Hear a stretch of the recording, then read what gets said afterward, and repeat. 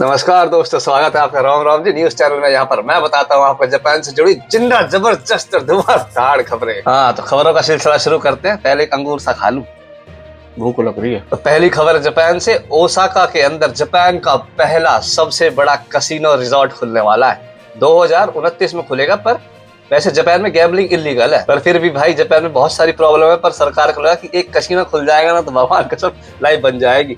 तो जब एक अमेरिका की बहुत बड़ी कंपनी, एक जापान की बहुत बड़ी कंपनी, उन्होंने मिलकर अपना 60 गांठ बनाई और ये डिसाइड करा, सरकार को कन्विंस कर दिया कि भाई जो टूरिस्ट आएंगे उनके एंटरटेनमेंट के लिए सारी चीजें जरूरी है। यूएस में भी ये सारी चीजें होती हैं।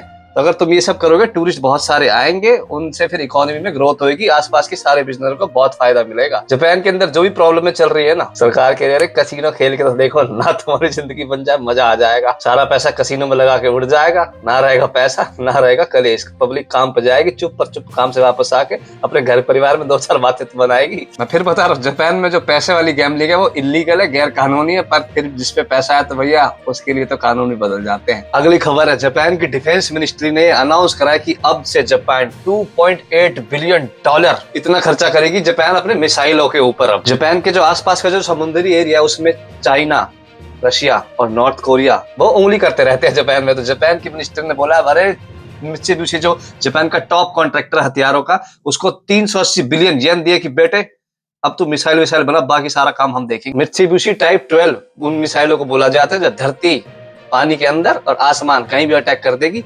और सुपरसोनिक हाइपर बैलिस्टिक मिसाइल होती है, तो उन सबका ऑर्डर दे दिया है। और हाँ, यूएस से long range Tomahawk cruise missile बोलते हैं उनको, वो भी खरीद लिए बेटे इस बार। तो ये दुनिया भाई पता नहीं कहाँ जाके मानेगी। अगली खबर है, जापान की जो पॉपुलेशन है, जनसंख्या, वो घट रही है। घट के बच गई थी 12 करोड़ 50 लाख। अब पिछले साल का जो डेटा आया वो हो गया 12 करोड़ 50 से भी नीचे जा रही है, हर साल कम होती जा रही है। अगली खबर है, जापान का टेक्निकल इंटर्न ट्रेनिंग प्रोग्राम जिसको बोलते हैं वो खत्म होने वाला है। जो डेवलपिंग कंट्रीज है वो वहां से जापान में आएंगे।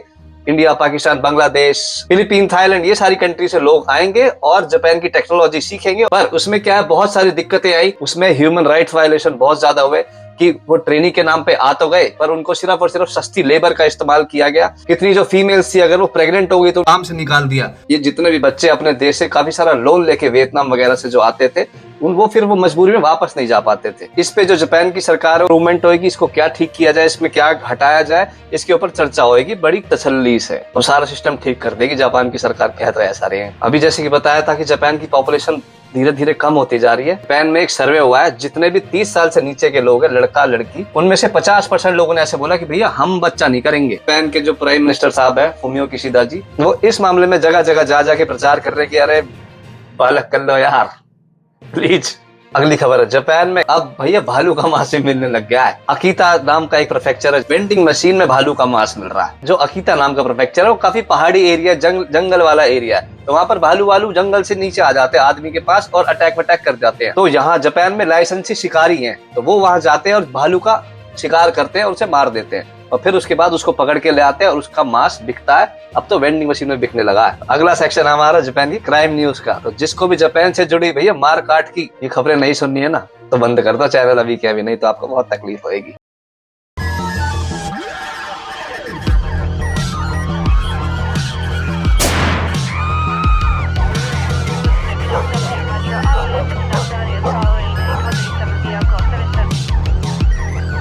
होक्काइडो के कितामी नाम की जगह पे 50 साल के एक आदमी ने, जो कि बेरोजगार था, उसने 60 साल की अपनी पत्नी की जान से मारकर हत्या कर दी। भाई साहब का नाम था हारुकी फुजिकावा। पुलिस उसके घर गई तो देखा जो बाथ टब है उसके अंदर उसकी पत्नी की लाश पड़ी हुई थी। अब तहकीकात चल रही है कि उसने ऐसा क्यों करा। ओसाका से बेरोजगार लौंडे को पुलिस ने अरेस्ट कर लिया क्योंकि उसने एक 8वीं-9वीं क्लास की छोटी बच्ची थी, उसको बोल रहा मुझे अपनी वैसी फोटो भेज दे। इस 8वीं-9वीं क्लास की जो बच्ची है उससे वो किसी सोशल मीडिया नेटवर्किंग साइट पे मिला था, बात होती थी। इस तरह से इनकी दोस्ती हो गई। क्योंकि छोटी बच्ची है, घर वालों ने उसको अपना फोन दे नहीं रखा था, तो वो अपने दादाजी के फोन से बात करती थी। इसके दादाजी को शक हुआ कि भाई लड़की आजकल बहुत ज्यादा फोन में लगी रहती, पढ़ाई लिखाई कुछ कर नहीं रही। उनने चेक करा तो उनको ये सारी चीजें मिली, उन्होंने पुलिस में रिपोर्ट कर दी। अब जेल में पड़ा रहेगा। पुलिस ने उससे पूछी भाई कैसे तेरे बड़ी आग लग रही है, कह रहा मेरे से ना कंट्रोल नहीं हुआ। अब पुलिस उसको बढ़िया कंट्रोल में लेके आ जाएगी। अगली खबर है, जापान के साइतामा नाम की जगह पे 27 साल के लौंडे ने अपने 31 साल के बड़े भाई के मुंह पे लात मार के उसकी हत्या कर दी। तो भाई साहब का नाम था नाओहिरो आओकी। 27 साल उनकी उम्र थी, कहीं पे पार्ट टाइम जॉब करता था। वो और उसका 31 साल का जो भाई था, घर के पीछे उनका झगड़ा हो गया किसी बात को, हाथापाई हुई, धुआं दूध जूता बाज गया, उनने पटक के पेल दिया अपना बड़ा भाई। वहाँ उसके फादर साहब ने देखा कि अरे भैया कैसे कर रहे हो, लड़ाई वड़ाई हो। वो बूढ़े आदमी कहीं जिनावर से रुक रहे हो उनपे। उन्होंने पुलिस को फोन करा, पुलिस आई, तो पुलिस ने जब आई देखा तो भैया उसका तो मुंह फाड़ दिया था बुरी तरीके से। फिर उसको हॉस्पिटल लेके गए और वहां देखा तो उसकी जान चली गई थी। अब पुलिस तहकीकात कर रही है कि भैया इनकी किस बात पे लड़ाई चल रही। अगली खबर है ओसाका से। वहां पर एक 56 साल के बेरोजगार आदमी ने सुपरमार्केट के अंदर घुस के लोहे की रॉड से अटैक कर दिया और कैश रजिस्टर पे जो आंटी खड़ी थी उनमें मारी और कस्टमर भी पेल दिए 2-4। तो इस पगलोल का नाम था मासाफुमी ईदा। ये सुपरमार्केट शाम के 6:30 बजे 25 इंच की लंबी लोहे की रॉड लेके घुसा और जो 75 साल की जो बूढ़ी आंटी कैश रजिस्टर पे खड़ी थी, अपना खर्चा चलाने के लिए काम करती थी वहां, उसके सर में रॉड वॉड मार दी। उसके बाद वहां पर 40 साल का एक और एम्प्लॉय था, उसमें भी रॉड वॉड बजा दी। भैया आसपास कस्टमर भी थे, उसमें 57 साल का एक अंकल जी था, उनमें भी रॉड मारी। एक 52 साल की एक आंटी जी थी, उनमें भी रॉड बजा दी। सुपर मार्केट का स्टाफ था भैया पूरा इकट्ठा हो गया, उसको धर दबोचा, उसके हाथ से हथियार फेंका। पुलिस बुलाई, पुलिस ने उसे अरेस्ट कर लिया। पुलिस ने पूछा अरे क्या कलेश हो गया भैया? कह रहा मुझे नहीं पता, मैं तो वहां था ही नहीं। पुलिस कह रही हाँ तो नहीं था बेटे, अभी तेरा इलाज करते हैं। अब तहकीकात चल रही है, पुलिस उसका अच्छी तरह से इलाज कर देगी। अगली खबर है जापान के वाकायामा प्रेफेक्चर से। वहां पर एक लड़के ने सरेंडर कर दिया पुलिस में और बोला कि मैंने अपने माँ बाप मार दिए, मुझे अरेस्ट कर लो। कोजी ओनोबोशी इसका नाम था, 46 साल इसकी उम्र थी, अनएम्प्लॉयड, बेरोजगार। ये बेरोजगारी सारे काम करते हैं। 75 साल की उम्र थी इसके पिताजी की, 72 साल की उम्र थी इसकी माताजी की। इसने उनको जान से मारा और फरार हो गया वहां से। पर के रिश्तेदारों ने जब इसके घर वालों को फोन करा तो उनसे कांटेक्ट नहीं हो, पुलिस को फोन करा कि भैया हम कांटेक्ट करने की कोशिश कर रहे हैं, हो नहीं पा रहा। पुलिस घर में आई, दोनों की लाशें मिली। तहकीकात चल रही थी पर पता नहीं चल रहा था कि क्या हादसा हुआ है। इसने खुद आके सरेंडर कर दिया, तब पुलिस ने इसे पकड़ लिया। तहकीकात चल रही है भी इसने ऐसा किया क्यों।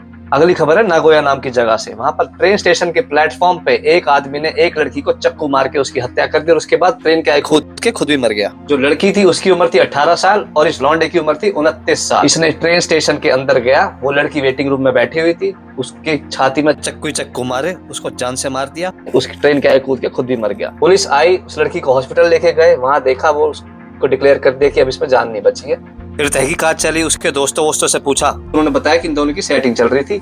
लड़की ने बोल दिया था कि भैया हमारा तो रिलेशनशिप खत्म हो चुका है, पर ये लड़का मान नहीं रहा है, ये मेरे को स्टॉक करता है और ये मेरे पीछे आते हैं, कह रहा नहीं मेरे से दोबारा सेटिंग करो। जब लड़की ने इससे रिलेशनशिप में आने से मना कर दिया तो इसने लड़की को मार दिया जान से और खुद भी मर गया। तो ये सेटिंग टूटे तो दुख होता है, पर कुछ भी करो पर ये काम मत करना। अगली खबर है साइतामा सिटी के पास एक जगह है हिसाको नाम से। वहां पर 7-Eleven जो कन्वीनियंस स्टोर है उसके अंदर डकैती हो गई। डकैत आया उसके अंदर, डकैत के हाथ में हथौड़ा था। उसने जो कैश रजिस्टर पे 56 साल का एक आदमी खड़ा था, वो अपना काम कर रहा था। रात के 1 बजे आया वो, उनने कहा इस कैश रजिस्टर में जितना ही पैसा ना निकाल के सार देना, नहीं हथौड़ा मार के तेरे को अभी टाट फोड़ दूंगा।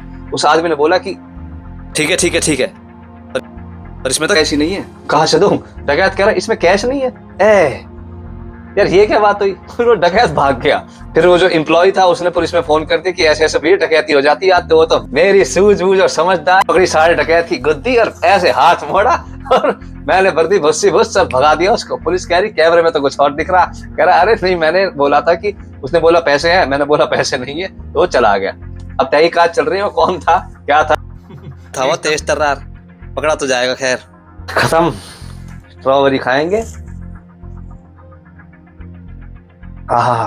इन सारी खबरों से हमें भैया यही सीखने को मिलता है कि दुनिया को अच्छा नहीं बना सकते तो ऐसे काम करे कम से कम, और खराब भी नहीं करना है। एनीवे, जिन्होंने भी चैनल को सब्सक्राइब कर रखा है भगवान कसम कर लीजिए तो थैंक यू है, और जो नहीं कर रखा है आराम से कर लीजिए, बाद में कोई आफत ना आ रही है। अच्छा जी, फिर मिलेंगे, राम राम।